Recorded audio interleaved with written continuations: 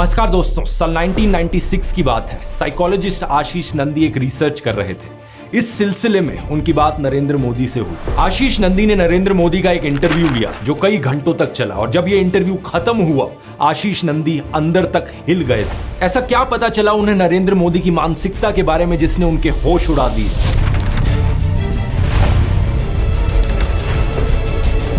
पिछले वीडियो मैंने आपको बताया था व्हाट्सएप और मीडिया पर नरेंद्र मोदी की क्या तस्वीर आपको दिखाई जाती है, क्या झूठी इमेज आपके सामने बनाई जाती है।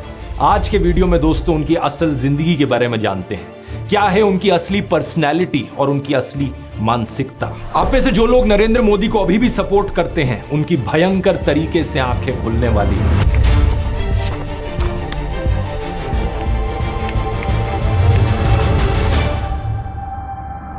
वीडियो शुरू करने से पहले दोस्तों मैं आप लोगों का धन्यवाद करना चाहूंगा, क्योंकि अब इस चैनल पर हमारे 20 मिलियन से ज्यादा सब्सक्राइबर्स हो चुके हैं। ये सही मायनों में एक बहुत बहुत बड़ा नंबर होता है, और मुझे देखकर खुशी होती है कि देश में इतने सारे लोग हैं जो देश के संविधान को, देश के लोकतंत्र को बचाने की परवाह करते हैं। इसी ओकेजन पर मैं ध्रुव राठी एकेडमी के तीनों कोर्सेज पर एक फ्लैट 50% ऑफ देना चाहूंगा आप सब लोगों को। मेरा time management course, master chat GPT course और यूट्यूब ब्लूप्रिंट वाला कोर्स, तीनों कोर्सेज पर 50% ऑफ कूपन कोड यूज कीजिए, थैंक यू।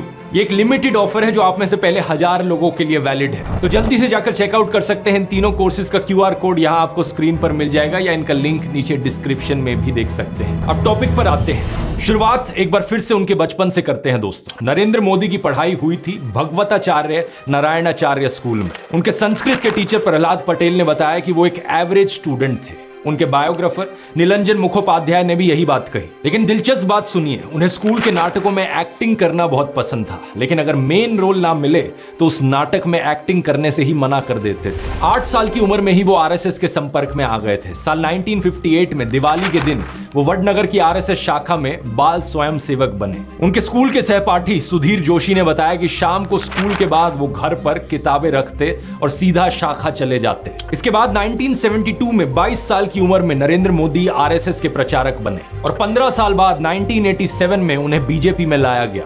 उन्हें एक कमाल के ऑर्गेनाइजर के रूप में देखा जाता था। जैसे कि एनडी मरीनो उनके द्वारा लिखी गई नरेंद्र मोदी की पॉलिटिकल बायोग्राफी में बताते हैं कि 1990 में राम रथ यात्रा हुई तो नरेंद्र मोदी गुजरात बीजेपी में शामिल थे, और उन्होंने इस यात्रा के गुजरात वाले हिस्से के आयोजन में अपनी भूमिका निभाई। 1995 में उन्हें बीजेपी का नेशनल सेक्रेटरी अपॉइंट किया गया। जब चुनाव होता है तो लोग वोट देते हैं सरकार चुनने के लिए, या तो वोट लोग देते हैं सरकार को हटाने के लिए, पर लोगों के मन में एक नई धारा शुरू हुई है, वो है वोट टू पनिश। 2001 में इन्हें गुजरात का चीफ मिनिस्टर अपॉइंट किया जाता है। 2002 में दंगे होते हैं। इन्हें लेकर नरेंद्र मोदी पर कई इल्जाम लगते हैं। अब इस पर अपना अलग से एक डिटेल्ड वीडियो हो सकता है, लेकिन कुल मिलाकर बात यह होती है कि इन्हें क्लीन चिट भी मिल जाती है। लेकिन तभी से एक कॉम्युनल नरेंद्र मोदी की ब्रांडिंग बनती है, एक कट्टर हिंदू नरेंद्र मोदी जो मुसलमानों के खिलाफ है। अब आप में से कुछ लोग होंगे जो इस ब्रांडिंग पर यकीन करते हैं, जो मानते हैं कि नरेंद्र मोदी इसी तरीके के कॉम्युनल इंसान है। लेकिन आप में से दूसरी तरफ कुछ लोग होंगे जो नरेंद्र मोदी को एक सेक्युलर आदमी मानते हैं कि नहीं, नरेंद्र मोदी तो सबका साथ सबका विकास में विश्वास रखते हैं। इससे फर्क नहीं पड़ता कि आप दोनों में से कौन सी कैटेगरी में हो, दोनों ही कैटेगरी के लोगों की यहाँ आंखें खुलने वाली हैं आगे की बातें सुनकर। क्योंकि देखो, वैसे तो नरेंद्र मोदी मटन और मछली पर बहुत शोर मचाते हैं अपने भाषणों में।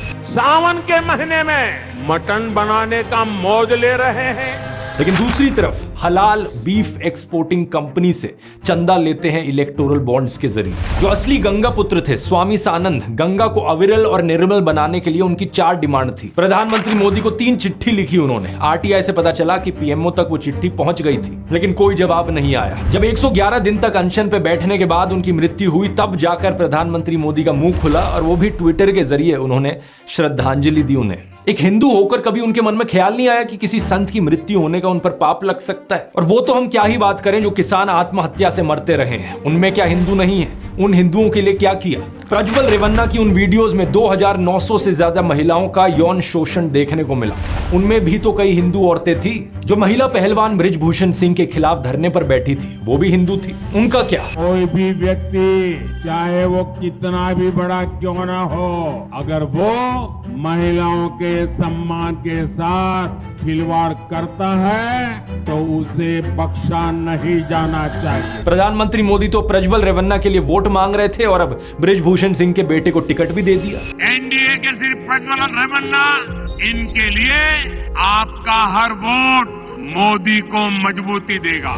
अब कुछ हमारे देश में ब्रेन वॉश लोगों का एक सेक्शन है जिन्हें इन चीजों से फर्क नहीं पड़ता। उन्हें नहीं फर्क पड़ता कि उनके घर की महिलाओं को सुरक्षा मिल रही है नहीं मिल रही, उनके बच्चों को शिक्षा मिल रही है नहीं मिल रही, रोजगार है नहीं है। उन्हें बस चाहिए कि मुसलमानों की ऐसी तैसी की जाए। और इन्हीं लोगों को मनाने के लिए नरेंद्र मोदी के हिंदू मुसलमान वाले भाषण होते हैं। कभी मोदी कहते हैं कि कपड़े देखकर दंगाइयों को पहचाना जा सकता है। ये आग लगाने वाले कौन है वो उनके कपड़ों से ही पता चल जाता है। तो कभी अमित शाह एक भाषण में मुसलमानों के खिलाफ डॉग विस्लिंग करते हैं, कहते हैं कि 2002 में उन्होंने दंगे की और नरेंद्र मोदी ने उन्हें सबक सिखाया। प्रधानमंत्री मोदी को इस सब की कोई हिचक नहीं है कि मैं प्रधानमंत्री हूं, मेरे पद की कोई गरिमा है, इस सब से कुछ फर्क नहीं पड़ता।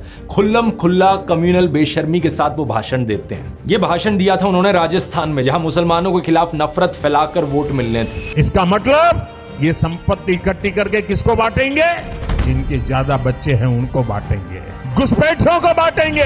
लेकिन कहानी में अब ट्विस्ट देखिए। बिहार में समीकरण कुछ और थे, तो वहां मोदी शांति दूत बन गए। ये बोलने लगे कि मैं देश को धर्म के नाम पर नहीं बंटने दूंगा। मैं जब तक जिंदा हूं, मैं धर्म के आधार पर इस देश को बांटने नहीं दूंगा। अलीगढ़ की रैली में भी मुस्लिमों के हितैषी बनकर आए थे। बोलने लगे कि कांग्रेस और समाजवादी पार्टी ने मुसलमानों के लिए कुछ नहीं किया है। कांग्रेस, सपा जैसी पार्टियों ने और मुसलमानों के राजनीतिक, सामाजिक, आर्थिक उत्थान के लिए कभी कुछ नहीं किया। और 14 मई को तो इंटरव्यू में ये तक कह डाला कि जिस दिन मैं हिंदू मुस्लिम करूंगा उस दिन मैं सार्वजनिक जीवन में रहने के योग्य नहीं रहूंगा। मैं जिस दिन हिंदू मुसलमान करूंगा ना, उस दिन मैं सार्वजनिक जीवन में रहने योग्य नहीं रहूंगा। मैं हिंदू मुसलमान नहीं करूंगा, ये मेरा संकल्प है, ये तक कह डाला। और मैं हिंदू मुसलमान नहीं करूंगा, ये मेरा संकल्प है। आप में से कुछ लोग ये देखकर कंफ्यूज हो रहे होंगे, यार ये कैसे हो सकता है? मोदी कॉम्युनल है या सेक्युलर है, या फिर इन्हें अब कोई स्प्लिट पर्सनैलिटी डिसऑर्डर हो गया है? ऐसा नहीं है, इनके ये दो चेहरे हमेशा से ही रहे हैं। 2014 के इस ट्वीट को देखिए, सेक्युलरिज्म हमारे खून में है, नरेंद्र मोदी कह रहे हैं। 2020 में अमित शाह ने एक टीवी इंटरव्यू में कहा था कि वो भारत को हिंदू राष्ट्र की तरह नहीं देखते। सभी को अपने धर्म का पालन करने की सुविधा है और देश की सरकार का एक ही धर्म हो सकता है, हमारा संविधान। कि आज की बीजेपी, क्या ये मोदी सरकार भारत को हिंदू राष्ट्र के तौर पे देखती? जरा भी नहीं। हम संविधान को मानते हैं। इस देश में हर पंथ के लोगों को अपने पंथ का अनुपालना करने की संपूर्ण सुविधा है। पीएम मोदी इस्लाम और प्रॉफिट मोहम्मद की तारीफ में बोले हैं, कहा है कि अल्लाह के 99 नाम में से कोई भी हिंसा के लिए नहीं है। इस्लाम का संदेश है शांति, ऐसा इनका कहना था। सभी माइनॉरिटीज भारत का अटूट हिस्सा है। हमारे घर में ईद भी मिलती थी। मेरे घर में ईद के दिन कुछ का खाना नहीं पड़ता था। सारे मुस्लिम परिवारों से मेरे यहाँ खाना आ जाता था। जब मुहर्रम निकलता था तो हमारा कंपल्सरी होता था कि उससे नीचे से निकलो, जैसे परिक्रमा करते हैं ना मंदिरों, ताजिए के नीचे। हाँ, तो ताजिए के नीचे से निकलो, हमें सिखाया जाता था। आप यहाँ पैटर्न ढूंढने की कोशिश करो दोस्तों, क्योंकि बात यहाँ सिर्फ हिंदू और मुसलमान की नहीं है। जहाँ सिखिज्म से फायदा हो वहाँ ये पगड़ी बांधकर गुरुद्वारे में दाल बनाते हुए और लंगर सर्व करते हुए दिखते हैं मोदी। अभी कुछ दिन बाद पंजाब में भी तो चुनाव होने हैं। पत्रकार साक्षी जोशी ने इनके पुराने नाते वाले बयानों का एक बड़ा अच्छा कंपाइलेशन बनाया था। नरेंद्र मोदी ने एक बार कहा था, भगवान बुद्ध के साथ इनका सुखद संबंध है। भगवान बुद्ध के साथ मेरा एक और संबंध भी है, जिसमें अद्भुत संयोग भी है और जो बहुत सुखद भी है। और एक बार इन्होंने कहा, बोहरा मुसलमानों के साथ इनका पुराना रिश्ता है। साथियों, बोहरा समाज के साथ मेरा भी रिश्ता बहुत पुराना है। इतना ही नहीं, ईसाइयों के साथ भी इनका बहुत पुराना और आत्मीय नाता है। क्रिश्चियन कम्युनिटी के साथ तो मेरा संबंध कोई नया नहीं है, बहुत पुराना बड़ा आत्मीय नाता रहा है। एक बार इन्होंने कहा कि जीवन का एक महत्वपूर्ण कालखंड इन्होंने आदिवासियों के बीच बिताया है। जीवन का एक महत्वपूर्ण कालखंड मैंने आदिवासियों के बीच में बिताया है। तो एक बार कहा, बलिया के साथ भावुक रिश्ता है इनका। बलिया से मेरा एक भावुक रिश्ता। पंजाब के साथ भी इनका विशेष नाता रहा है और चीन के साथ भी इनका विशेष नाता रहा है। पंजाब के साथ मेरा विशेष नाता रहा है। चीन के साथ मेरा निजी रूप से भी एक विशेष नाता है। फ्रांस के साथ भी इनका पुराना नाता रहा है और यदुवंश के साथ भी इनका रिश्ता नाता है। मेरा खुद का व्यक्तिगत रूप से फ्रांस के प्रति लगाव बहुत पुराना रहा है। अरे यदुवंश के साथ तो हमारा रिश्ता है, हमारा नाता है। बंगाल से नाता जोड़ने के लिए इन्होंने कहा कि बचपन में ये कोलकाता की मेट्रो देखने आए थे। मैं बचपन में जब पहली बार कोलकाता आया तो एक आकर्षण था, जरा मैं मेट्रो देखूं। प्रॉब्लम बस ये है कि कोलकाता मेट्रो 1984 में शुरू हुई थी जब ये 34 साल के थे। अब बताओ दोस्तों, 34 साल का कोई बच्चा देखा है आपने कभी? अपने भाषणों में नाता जोड़ने के लिए ये तक कहने लगे कि मैं अगला जन्म बंगाल में लूंगा। अगले जन्म में बंगाल की किसी माँ के गोद से पैदा होने वाला हूँ। उड़ीसा में जाकर कहते हैं कि ओडिशा को देश का नंबर 1 राज्य बनाएंगे, और कर्नाटका में जाकर कहते हैं नहीं, हम कर्नाटका को देश का नंबर 1 राज्य बनाएंगे। उड़ीसा को देश का नंबर 1 राज्य बना सकते हैं। कर्नाटका को पूरे देश का नंबर 1 राज्य बनाने का लिए। बात समझ रहे हो ना दोस्तों? वोट पाने के लिए जहां जो बोलना पड़े वो बोला जाता है। हर एक राज्य में एक इमोशनल कनेक्ट बनाने के लिए वहां के लोगों के साथ एक नाता निकल कर आ जाता है। पूरे देश में यही स्ट्रैटेजी चलाई जाती है। उत्तर प्रदेश में बीजेपी गौ माता के नाम पर लोगों को इमोशनल करती है। ये कहते हैं कि गौ हत्या को अगर रुकवाना है तो हमें वोट करो। केरला में जाकर इसका उल्टा कहते हैं, अगर क्वालिटी बीफ चाहिए आपको तो हमें वोट करो। जब गोवा की बात हुई तो 2015 में अमित शाह ने खुद कहा था कि इनका देश भर में बीफ बैन करने का कोई प्लान नहीं है। अब जनता के लिए अच्छे काम करना यह भी एक तरीका है सत्ता हासिल करने का, लेकिन इतनी मेहनत कौन करे? काम के नाम पर या तो लोगों को सपने दिखाए जाते हैं या फिर नौटंकियां करी जाती हैं। गुजरात मॉडल, अच्छे दिन, गंगा नदी की सफाई, 100 स्मार्ट सिटीज, काला धन वापस लाओ, ये कुछ ऐसे सपने थे जिनकी एक्सपायरी डेट रीच हो चुकी है। डिमोनेटाइजेशन को देखो, 2016 में अमित शाह ने कहा था कि ये काले धन के खिलाफ सर्जिकल स्ट्राइक है। अगर ऐसा है तो नोटबंदी के नाम पे वोट क्यों नहीं मांगते लोगों से? 3 फार्म लॉज को याद करो, प्रधानमंत्री मोदी ने कहा था कि ये ऐतिहासिक चीज है किसानों के लिए। फिर जब मोदी सरकार ने इन्हें वापस लिया तो गोदी मीडिया वाले कह रहे थे कि ये मास्टर स्ट्रोक है इन्हें वापस लेना। तो अब वोट क्यों नहीं मांग रहे इस चीज पर? ना तो कृषि कानूनों पर वोट मांग रहे हैं, ना इनके वापस लेने पर वोट मांग रहे हैं। किसानों की आय दुगनी करने की बात करी थी इन्होंने, क्या हुआ उसका? 2014 से पहले नारा लगाया जाता था, ना खाऊंगा ना खाने दूंगा। और मेरा तो मंत्र है, न खाऊंगा न खाने दूंगा। कहते थे कि संसद को गंगा की तरह पवित्र कर देंगे। कभी आपने इस नारे को दोबारा सुना इनके मुंह से? अरे महंगाई के बारे में नरेंद्र मोदी कहा करते थे, प्रधानमंत्री के मुंह से महंगाई का म भी नहीं निकलता। प्रधानमंत्री यहाँ आए थे, लेकिन प्रधानमंत्री महंगाई का म बोलने के लिए तैयार नहीं है, महंगाई का म बोलने के लिए तैयार नहीं। इन्होंने ही नारा दिया था, बहुत हुई महंगाई की मार, तो अब महंगाई को कंट्रोल करने पर वोट क्यों नहीं मांग रहे? नरेंद्र मोदी खुद को गंगा पुत्र कहा करते थे, तो अब नमामि गंगे के नाम पर वोट क्यों नहीं मांग रहे? क्यों नहीं मांग रहे वोट काम पर? ये मेक इन इंडिया का शेर याद है दोस्तों? अब तो ये शेर कहीं नहीं दिखाई देता किसी चुनावी पोस्टर पर। Make in India, made in India, आदर्श गांव, smart city, bullet train, 15 lakh, skill India, Mudra loan, look east policy, करोड़ों रोजगार, नारी शक्ति, बेटी बचाओ बेटी पढ़ाओ, कोरोना, अग्निवीर। अरे कुछ तो ऐसा होगा जिसके दम पर चुनाव लड़ सको। राहुल गांधी ने तो नरेंद्र मोदी को ओपन डिबेट के लिए भी चैलेंज कर दिया है। इतना अच्छा मौका है कि राहुल गांधी के साथ 1-on-1 डिबेट करें और बता दे लोगों को, देश की जनता को दिखा दें कि इन्होंने 10 साल में कितना काम किया है। लेकिन ना तो इन्होंने कोई प्रेस कॉन्फ्रेंस करी इन 10 सालों में, ना कोई अनस्क्रिप्टेड इंटरव्यू किया जिसमें कोई खुलकर सवाल पूछ सके इनसे। तो कहां से इनमें हिम्मत होगी एक डिबेट करने की? Allow to rest. Portable water. इसीलिए चुनावी भाषण में अब फिर से वही हिंदू मुस्लिम और पुराना नाता। यह है निंजा टेक्निक जनता को रिझाकर वोट लेने की। लेकिन अब दूसरी बात यहां पर आती है कि अपने संगठन के अंदर अपनी पैठ कैसे बनाई जाए। पिछले वीडियो में मैंने हिस्टोरियन हरबंस मुखिया के एक आर्टिकल की चर्चा करी थी जिसमें उन्होंने मोदी और औरंगजेब की तुलना की थी। उसमें एक सिमिलैरिटी यह भी थी कि किसके साथ मिलकर किसे साइड करना है। ये बात औरंगजेब भी अच्छे से जानता था और नरेंद्र मोदी भी। कई सीनियर बीजेपी लीडर्स के साथ बातचीत के आधार पर कैरेवान में ये रिपोर्ट छपी थी जिसमें बताया गया कि कैसे नरेंद्र मोदी ने केशुभाई पटेल के साथ मिलकर शंकर सिंह वगेला को बाहर किया, फिर बीजेपी की नेशनल लीडरशिप की मदद से केशुभाई पटेल को ही बाहर कर दिया। हरबंस मुखिया बताते हैं कि जब अटल बिहारी वाजपेयी ने राजधर्म निभाने को कहा मोदी को, तो उन्होंने लाल कृष्ण आडवाणी के साथ नजदीकियां बढ़ानी शुरू कर दी और बाद में जाकर आडवाणी को ही आइसोलेट कर दिया। ऐसे ही 2014 में जसवंत सिंह को टिकट नहीं मिलने दी। 2014 में मुरली मनोहर जोशी को उनकी टिकट वाराणसी से हटाकर कानपुर भेज दिया गया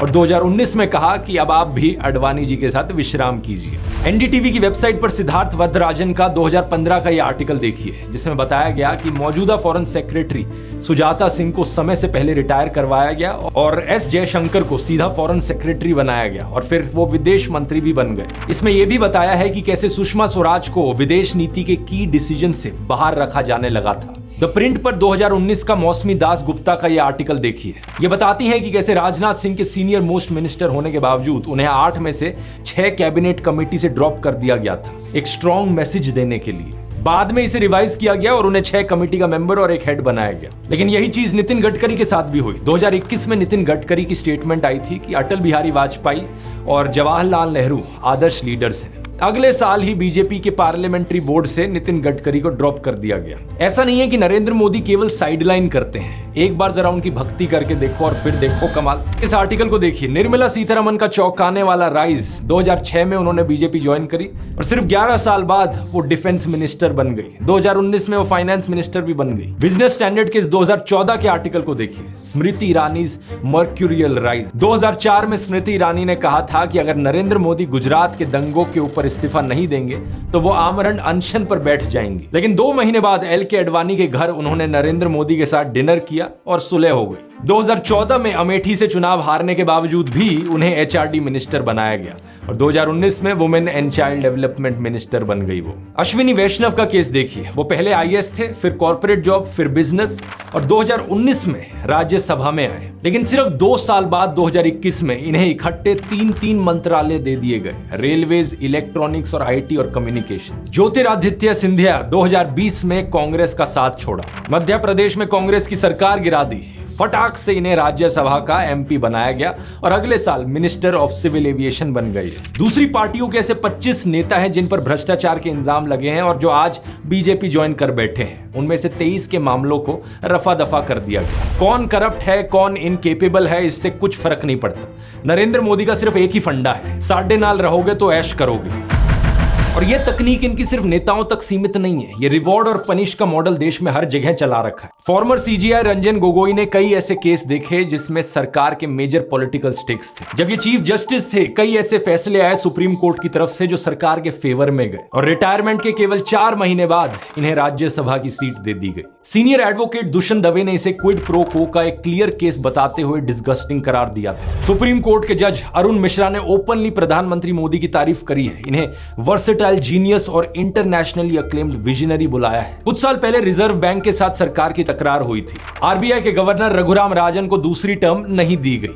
फिर उर्जित पटेल ने भी रिजाइन कर दिया। बाद में विरल आचार्य ने डिप्टी गवर्नर की पोस्ट से भी रिजाइन कर दिया था। इलेक्शन कमीशन को देखिए। 3 इलेक्शन कमिश्नर्स होते हैं। 2019 की इलेक्शन में एक इलेक्शन कमिश्नर अशोक लवासा ने नरेंद्र मोदी की हेट स्पीच पर क्लीन चिट देने से मना कर दिया था। कुछ ही महीनों बाद उन्हें हटा दिया गया इलेक्शन कमीशन से। इलेक्शन कमिश्नर्स अपॉइंट करने के लिए यह था कि सिलेक्शन पैनल में चीफ जस्टिस ऑफ इंडिया होंगे, लेकिन उन्हें भी हटा दिया गया सिलेक्शन पैनल से। इलेक्शन कमिश्नर्स भी नरेंद्र मोदी ने अपनी पसंद की अपॉइंट कर रखे हैं आज। ब्यूरोक्रेसी में लैटरल एंट्री स्कीम, यानी प्राइवेट से कोई आएगा और सीधा joint secretary, director, deputy secretary जैसी हाई पोस्ट पर अपॉइंट कर दिया जाएगा। ये स्कीम लाई गई सरकार के द्वारा। स्टेटमेंट, लोकेश चंद्र ने कहा कि मोदी गांधी से भी महान है, वे तो भगवान है। रिजल्ट, उन्हें Indian council for cultural relations का हेड बना दिया गया। स्टेटमेंट, पहलाज निहालनी ने कहा हर हर मोदी, घर घर मोदी।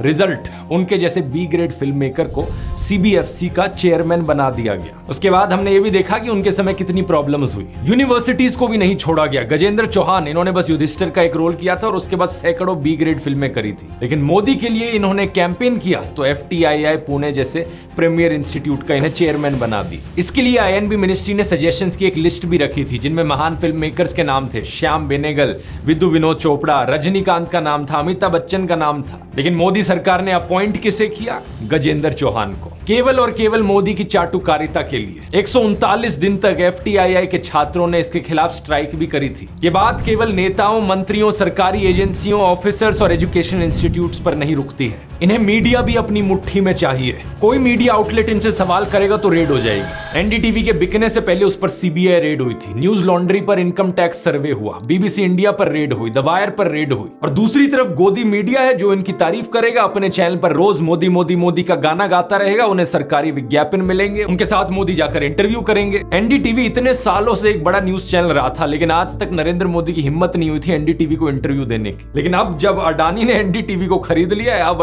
एनडीटीवी को इंटरव्यू दे रहे हैं। कंपनियों का भी यही हाल है देश में दोस्तों। कोई कंपनी चंदा देगी तो उसे धंधा मिल जाएगा, चाहे नकली दवाइयां पास करानी हो। एक बार पुल गिरने के बावजूद भी दोबारा कॉन्ट्रैक्ट मिल जाएगा। इनकम टैक्स की रेड से मिले हुए नोटिस वापस हो जाएंगे। अडानी तो पुराने साथी हैं, उन्हें एयरपोर्ट से लेकर कोयला सब मिला। हिटलर के लिए अपने समय में लेनी राइफेनस्टाल जैसे प्रोपेगेंडा फिल्म मेकर थे। आज विवेक अग्निहोत्री और सुदीप्तो सेन जैसे गोदी फिल्म मेकर हैं जो दुनिया भर का झूठा प्रोपेगेंडा बनाते हैं, और बदले में नरेंद्र मोदी इनकी फ्री पब्लिसिटी करते हैं, नेशनल अवार्ड तक दे देते हैं। देश की हर ऑर्गेनाइजेशन, संस्था, विभाग में यही कीचड़ फैला रखा है। बीसीसीआई को देख लो, बीसीसीआई का हेड किसे बना रखा है? अमित शाह के बेटे जय शाह को। बताओ जरा क्या क्वालिफिकेशन है जय शाह की? क्रिकेट खेलना आता है उन्हें? माइक पर इंग्लिश बोलनी आती है? I am glad that MS has accepted BCCI's request and he will join Team India for upcoming T20 World Cup. अरे इंग्लिश छोड़ो, हिंदी में भी बोलना आता है क्या? सब लोग मेरे स्टेटमेंट की बहुत वेट कर रहे थे कि मैं वर्ल्ड कप के लिए कुछ बोलता क्यों नहीं हूँ। अरे कहना क्या चाहते हो?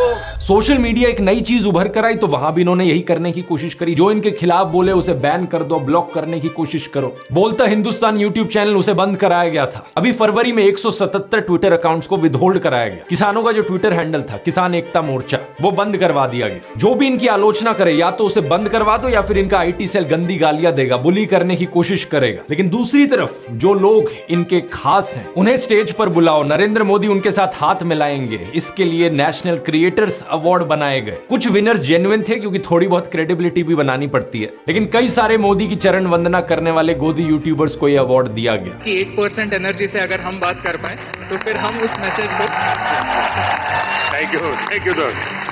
सच बताइए, why don't you get tired? आप थकते क्यों नहीं हैं? आपको मजा आता है काम करने में या कोई टॉनिक वगैरह आप ले रहे हैं? क्या राज क्या है? इनके आईटी सेल वाले मेरे ऊपर सवाल उठाते हैं कि कोई पार्टी मुझे पे कर रही है इसलिए मैं वीडियोस बनाता हूं। अरे बेवकूफो, अगर किसी पार्टी को पे करना होता ना मुझे, मैं सबसे पहले बीजेपी के पास जाता। देश की सबसे अमीर पार्टी है बीजेपी, सबसे ज्यादा पैसे उनके पास हैं। और अगर उनका प्रचार करता मैं, नरेंद्र मोदी ही मुझे स्टेज पर बुलाते, मेरी तारीफ करते, हाथ मिलाते। मेरे लिए तो सबसे आसान काम था ये करना। लेकिन मैं अपने देश को इस हालत में गिरते हुए नहीं देख सकता, इसलिए मैंने अपना पूरा करियर दांव पर लगा दिया इस नाइंसाफी के खिलाफ आवाज उठाने के लिए, देश को बचाने के लिए। कल को अगर ये मेरा YouTube चैनल भी बंद करा देना, कम से कम मैं गर्व से कह सकूंगा कि मैं इनके जूतों में नहीं गिरा। मैं आखिरी दम तक देश के लोकतंत्र के लिए, देश के संविधान के लिए आवाज उठाता रहा। और चाहे इससे मेरा पूरा करियर खत्म हो गया, लेकिन कम से कम मैं नीचे नहीं झुका। इसके अलावा कुछ और रिवॉर्ड्स हैं, जैसे कि मोदी आपको अपने घर बुलाएंगे। अपने भाइयों को नहीं बुलाया वो अलग बात है, लेकिन 2015 में इन्होंने #Super150 इन्फ्लुएंसर्स को अपने घर बुलाया था। और इनमें से मां बहन की घटिया गालियां देने वाले गालीबाज ट्रोल्स बहुत थे। ऐसे लोगों को पीएम मोदी ट्विटर पर फॉलो भी करते हैं और बड़े प्राउडली वो अपने बायो में लिखते हैं, proud to be followed by PM Modi. ये भी देखिए डॉक्टर अंबेडकर के बारे में कितनी भद्दी भाषा का इस्तेमाल करते हैं ये लोग, वही लोग जिन्हें पीएम मोदी फॉलो करते हैं।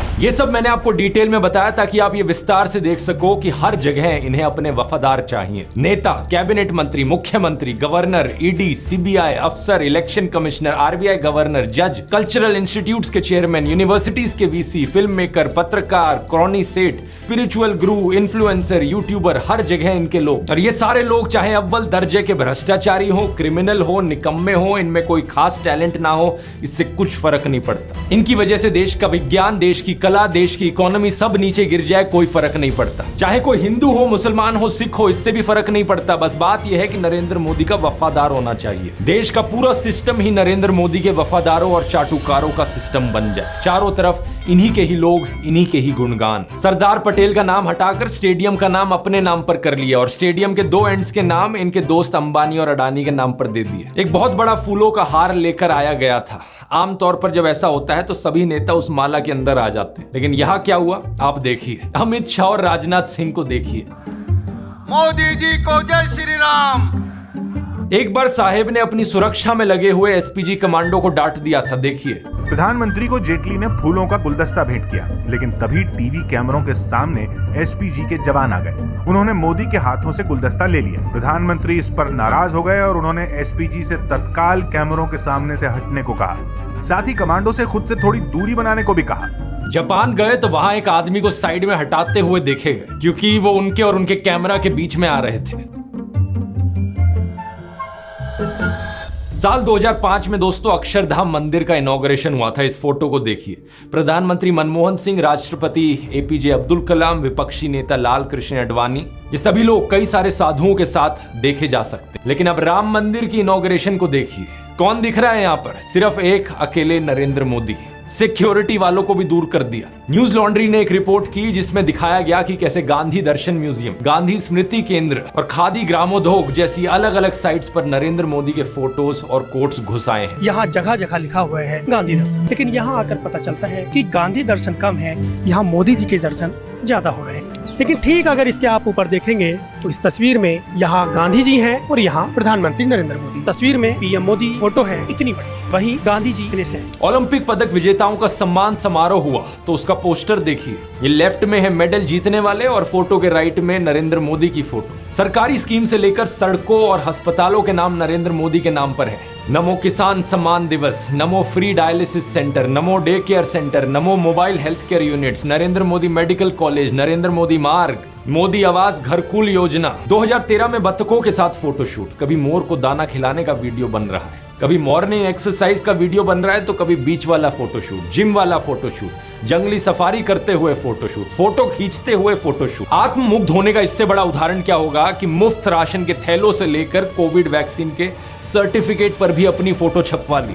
लोग कह रहे हैं कि इन्हें प्रधानमंत्री बनना है, लेकिन प्रधानमंत्री तो ये 10 साल से बने हुए हैं। इनके दिमाग में कुछ और ही है। प्रशांत किशोर ने पहले इंडियन एक्सप्रेस के साथ और रिसेंटली समदीश भाटिया के साथ इंटरव्यू में कुछ ऐसी ही बात कही थी कि बीजेपी को केवल आपका वोट नहीं चाहिए, बल्कि आपके दिमाग का पूरा कंट्रोल इन्हें चाहिए। ये चाहते हैं कि आप इनकी पूजा करो। प्रॉब्लम यह है कि मतलब BJP wants more than your vote. एक आइडियोलॉजिकल इम्प्रिंट छोड़ना चाहते हैं, वो आप पर एक साइकोलॉजिकल डोमिनेंस चाहते हैं। भाई आपको मेरा वोट चाहिए या नहीं चाहिए वो कहानी हो गई। अब उसके बाद है कि आपने मुझे वोट दे दिया, अच्छा पूजा भी आप इनकी करो, कपड़े ऐसे पहनो, खाना ये खाओ। वीडियो के शुरू में मैंने बताया था साइकोलॉजिस्ट आशीष नंदी के बारे में। उन्होंने इतने साल पहले जब नरेंद्र मोदी का इंटरव्यू लिया तो वो क्यों हिल गए थे? क्योंकि उन्होंने देखा, उनके खुद के शब्दों में, नरेंद्र मोदी फैसिस्ट की डायग्नोस्टिक कैटेगरी में आ रहे थे। उनके अंदर आशीष नंदी ने अथॉरिटेरियन पर्सनैलिटी के सभी ट्रेट्स देखे। प्यूरिटैनिकल रिजिडिटी यानी शुद्धतावादी कठोरता, एक संकुचित इमोशनल जीवन, अपने स्वयं के जुनून का डर, और चौथा बहुत बड़ी ईगो। एक ऐसी ईगो जो अंदर बैठी हुई इनसिक्योरिटी को छिपा रही है। अंदर एक डरपोक बैठा है जो बाहर सब कुछ कंट्रोल करना चाहता है। एक तरफ ये अपने अमीर सेठ दोस्तों और वफादारों के साथ, दूसरी तरफ करोड़ों गरीब लोग। मित्रोनॉमिक्स की इस इकोनॉमिक पॉलिसी पर गरीब लोग एतराज ना करें, इसलिए सोशल पॉलिसी, फूट डालो और राज करो। फिर भी कुछ लोग अपनी सैनिटी बनाए रखें और विरोध दर्ज करें तो पॉलिटिकल पॉलिसी, अथॉरिटेरियनिज्म, पावर का नशा, सत्ता की भूख, इनके सामने कोई ना बोल पाए। अपने आलोचकों को देशद्रोही गद्दार कहने का फॉर्मूला भी तानाशाही का ही फॉर्मूला है। सिंगर नेहा सिंह राठौड़ से लेकर जर्नलिस्ट आरफा खान शेरवानी के ट्विटर पर गंदी गालियां दी जाती है, ये भी यही फॉर्मूला है। कुछ दिन पहले पॉलिटिक्स के एक रिपोर्टर राघव त्रिवेदी पर अमित शाह की रैली में गुंडों ने हमला कर दिया। किसी को धमका दो, किसी को गाली दो, किसी को डरा दो, तो किसी को गद्दार घोषित कर दो। और फिर नरेंद्र मोदी और उनके बृजभूषण सिंह, अजय मिश्रा टैनी जैसे नेताओं के खिलाफ कोई ना बोल सके, सब कुछ चुपचाप सहो। यही वजह है जिसके कारण मैं कहता हूं, मोदी नहीं, कोई भी और जिसमें आलोचना सहने की शक्ति हो, जो लोगों के प्रति जवाबदेही हो, जो अहंकारी होने की बजाय विनम्र हो, जो एक्सपर्ट से सलाह करते हुए विवेकपूर्ण चले। इसलिए राहुल गांधी, मल्लिकार्जुन खड़गे, शशि थरूर, नितिन गडकरी, अरविंद केजरीवाल, मनीष सिसोदिया, उद्धव ठाकरे, एमके स्टैलिन, पिनरई विजयन, मनोज कुमार झा, महुआ मोइत्रा, इनमें से कोई भी नेता नरेंद्र मोदी से 100 गुना बेहतर है। जो गलत चले उसे सही राह पर लाया तो जा सके, एक ऐसा इंसान जो खुद को शहंशाह ना मानता हो। जिन नेताओं के मैंने नाम लिए ये तो फिर भी पढ़े लिखे नेता हैं, एक्सपीरियंस लोग हैं, लेकिन मैं तो कहता हूं दोस्तों, नरेंद्र मोदी से बेहतर पीएम अंजना ओम कश्यप जैसी एंकर भी बन सकती है।